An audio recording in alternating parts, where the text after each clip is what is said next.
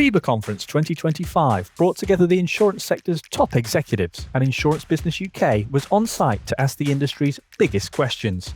In this edition, we ask, is diversity, equity and inclusion no longer an issue for the insurance industry?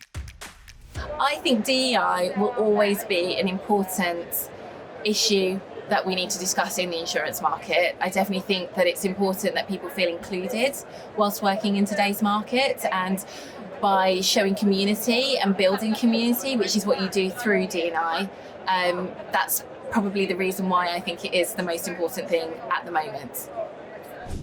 It absolutely remains relevant still, and there's more that can be done.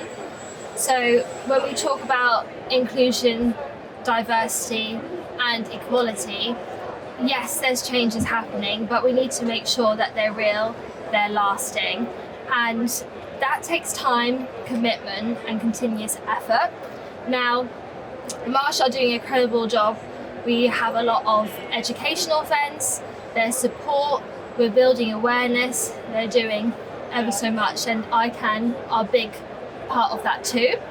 Now, I've recently been appointed as the youngest female president of Ipswich, Suffolk and North Essex CI Chartered Insurance Institute, and as part of that, my theme for this year, 2025, is inclusion, and that's by choice. I think everyone has their unique talents and strengths, and the more we take advantage of this will help not only collaborate more, bring better decision making, and also just support one another and making it a welcoming environment, and deliver excellent outcomes for our clients and our firms.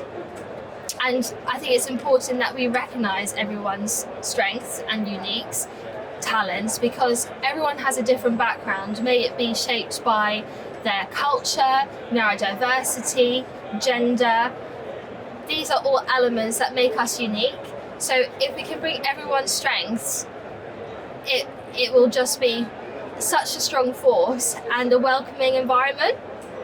And if we want to continue to evolve and collaborate, this is the way to go. So I think it's not a tick box exercise. This is something that we need to make sure it's part of our mindset, and we're striving to continue this change and make it become second nature.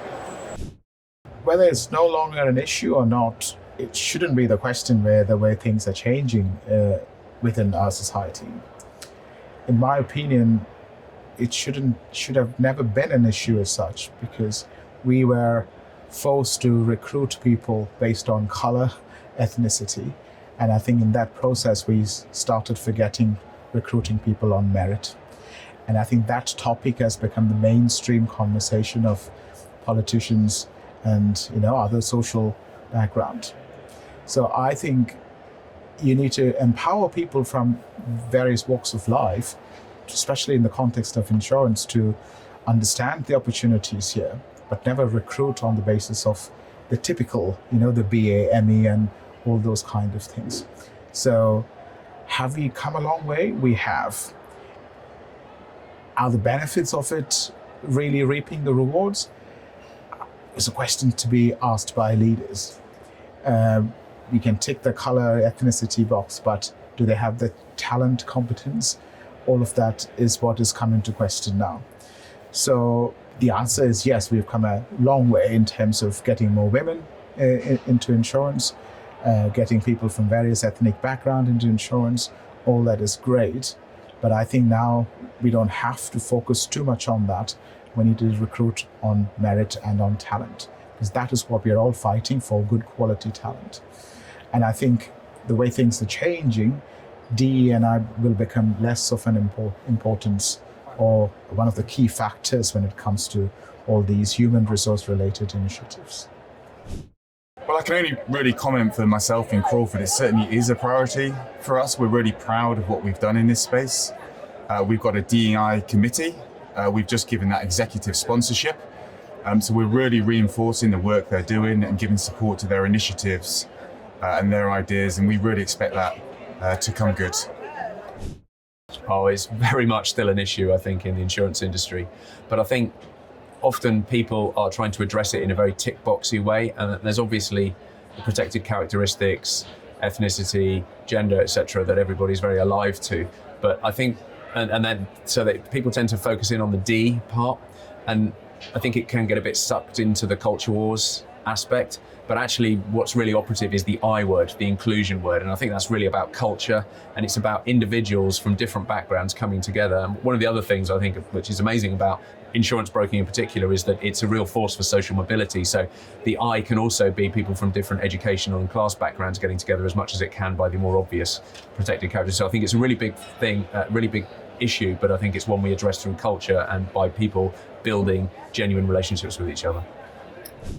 It's definitely an issue. I think it'll always be an issue.